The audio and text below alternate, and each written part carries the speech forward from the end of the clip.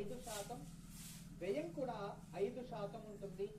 ఇక ఆరోగ్యం 1, అనారోగ్యం 1, రాజ్యపూజ్యం 4, రాజకోపం అంటే అవమానాలు అటువంటివి 2% ఉంటుంది. సుఖము 6, దుఃఖము 3. ఈ సంవత్సరంలో సింహరాశి వారికి అత్యంత శుభకాలాన్ని అనుభవిస్తారు. ఈ సంవత్సరంలో కొత్త వ్యాపారాలని ప్రారంభించడం, ఇక అనేక విధములుగా ద్రవ్య లాభ అంటే మీరు ఏదైతే బిజినెస్ చేస్తూ ఉంటారో వాటిలో లాభాలు అధికంగా వస్తాయి. ఈ షేర్స్ ఇన్వెస్ట్మెంట్ చేసే వారికి, రియల్ ఎస్టేట్ కన్స్ట్రక్షన్ ఫీల్డ్ లో ఉన్న వారికి అత్యంత లాభాలు కూడా అనుభవిస్తారు. ఈ సంవత్సరంలో గురుగ్రహం వల్ల మీకు అత్యంత లాభదాయకం ప్రాప్తిస్తుంది.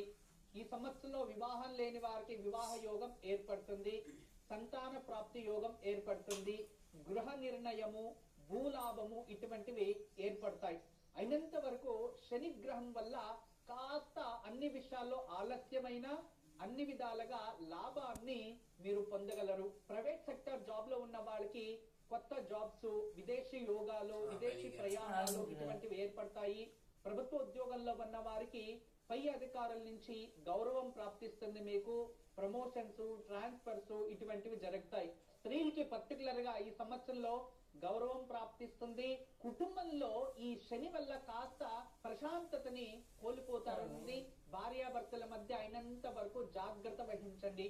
మరియు వయసైన వారు పుత్రికలపై కాస్త వాద వివాదాల్లో ఏర్పడి దూరమయ్యే సందర్భాలు ఉంటాయి. ఈ విషయంలో కాస్త జాగ్రత్తగా ఉంటే చాలా మంచిది. ఇక విద్యార్థినీలకి ఈ సంవత్సరం అదృష్టమైన సంవత్సరం.